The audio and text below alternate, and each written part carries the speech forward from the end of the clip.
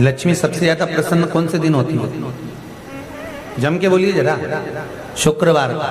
तो शुक्रवार को लक्ष्मी सबसे ज्यादा प्रसन्न क्यों होती है? उसके प्रसन्न होने का कारण क्या था? लक्ष्मी जी के दो भाई थे, दोनों की शादी नहीं हो रही थी, दाता और विधाता, दोनों का विवाह नहीं हो रहा। और दाता विधाता के लिए लक्ष्मी बड़ी परेशान थी, रोज नारायण से कहती थी प्रभु कुछ कृपा करिए, दाता विधाता का विवाह नहीं हो रहा, उम्र होती चली जा रही है, इनका कुछ करिए प्रभु, आप नारायण आप कुछ तो कर सकते हो। भगवान नारायण ने तब लक्ष्मी से कहा एक काम करो, बेलपत्री के पेड़ के नीचे बैठकर लक्ष्मी तुम अनुष्ठान करो तुम्हारे भाइयों के विवाह के लिए। इसलिए आज भी हमारे हिंदू धर्म की रीति है कि बेलपत्री के पेड़ के नीचे शाम के समय लक्ष्मी का वासा होता है। इसलिए लोग इस बेलपत्री के पेड़ के नीचे तुम्हारा रात्रि को शाम को 6 बजे से लेकर रात्रि को 8 बजे तक तुम्हारा निवास होगा। जैसे पीपल के पेड़ में देवताओं का निवास, आपको आप लोगों ने यदि पद्म पुराण पढ़ी होगी या सुनी होगी तो उसमें स्पष्ट कहा है, पीपल के वृक्ष की गणना ध्यान देना, पीपल के वृक्ष में सुबह 4 बजे से लेकर 7 बजे तक ब्रह्मा जी का वासा होता है। पीपल के वृक्ष में सुबह 7 बजे तक ब्रह्मा जी का वासा, 7 बजे से लेकर 10:30 बजे तक पीपल के वृक्ष में भगवान विष्णु का वासा होता है। कितनी बजे तक? 10:30। 10:30 से लेकर 11:30-12 बजे तक पीपल के वृक्ष में पितरों का वासा होता है। इसलिए हमारे यहाँ पितरों को श्राद्ध पक्ष में जो भोजन कराया जाता है वो 10:30 से 12 के बीच में कराया जाता है। 12 बजे के बाद पीपल के वृक्ष में दोपहर के 1:30 बजे तक आहूतों का वासा रहता है। आहूत कौन? जो गर्भ में शांत हो गए, जो कुंवारी अवस्था में शांत हो गए, जो जन्म लेने के बाद उनका विवाह नहीं हुआ और शांत हो गए, उन आहूतों का वासा उस पीपल के वृक्ष में दोपहर में 1:30 बजे तक रहता है। उसके बाद में प्रेतों का वासा चालू होता है। इसलिए दोपहर के समय पीपल के पेड़ की परिक्रमा नहीं होती। फिर शाम को 4 बजे से 7 बजे तक पीपल के वृक्ष में शंकर जी का वासा होता है। इसलिए शाम के समय पीपल की परिक्रमा नहीं होती। 7 बजे के बाद में पीपल के वृक्ष में रात्रि को 9 बजे तक कुबेर का वासा होता है।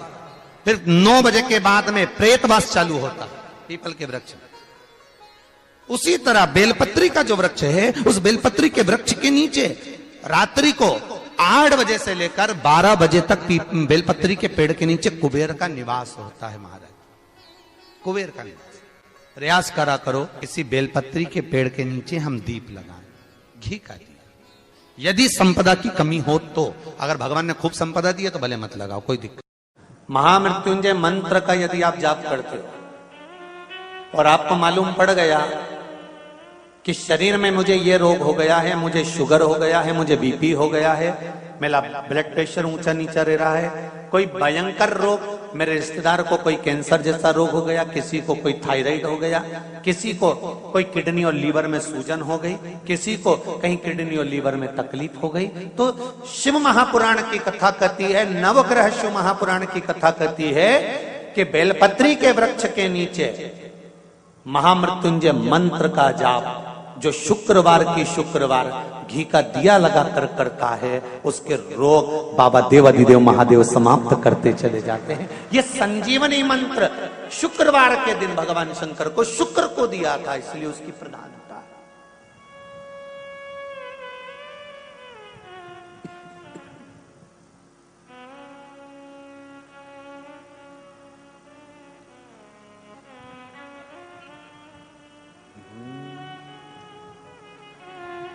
ये वो संजीवनी मंत्र।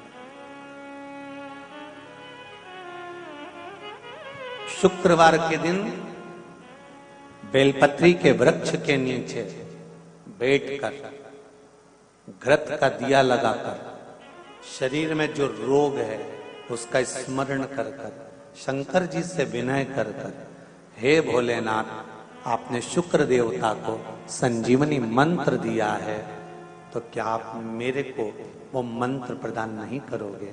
मेरे रोग, मेरी बीमारी, मेरे दुख को आप नहीं हरोगे?